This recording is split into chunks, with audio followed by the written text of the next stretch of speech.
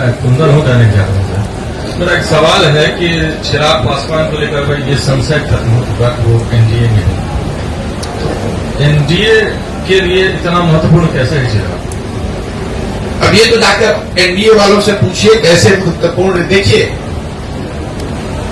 जिस भाजपा को आप लोग इतना ताकतवर समझते हैं, ये देश मान रहा है, अमित शाह, मोदी वगैरह, अगर आप इनको गहराई से, करीब से अगर देखना, जानना, समझना चाहेंगे तो आपको पता चलेगा कि जहां पर इनके खिलाफ लोग या राजनीतिक दल खड़े होकर मजबूती से चुनाव लड़े और इनको हरा दिया, वहां पर कभी इनकी हिम्मत नहीं हुई फिर से खड़ा होकर चुनाव लड़ने की। तो बिहार वो भूमि है जब 2015 में अमित शाह और मोदी अपने सारे प्रयास के बावजूद उनको सफलता नहीं मिली।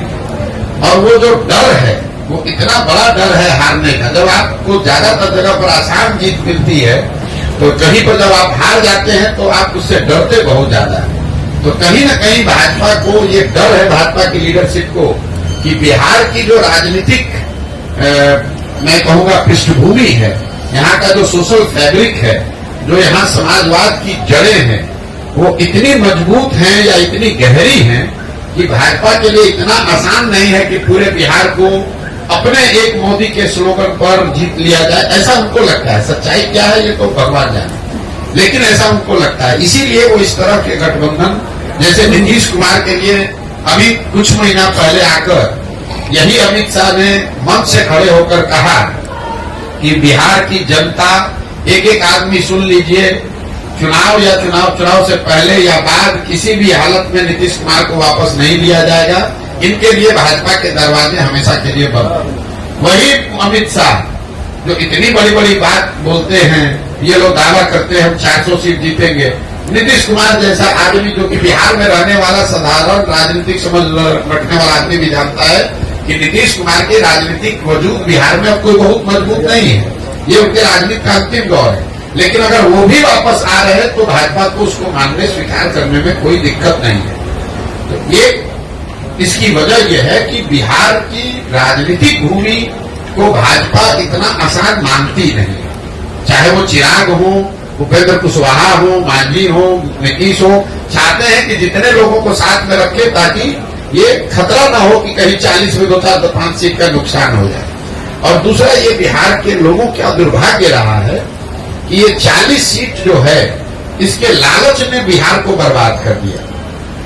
विश्व के स्तर पर अफ्रीका के बारे में बात कही जाती है कि अफ्रीका के जिन देशों में बहुत ज्यादा खनिज है, वहां पर सबसे ज्यादा गरीबी है। उसको मिनरल कर्स कहा जाता है, क्योंकि वहां इतना खनिज है कि उसी को लूटने के लिए, उससे कमाने के लिए दुनिया भर के लोग जाकर वहां लूटपाट मचाते हैं। उसी तरह बिहार की हालत है।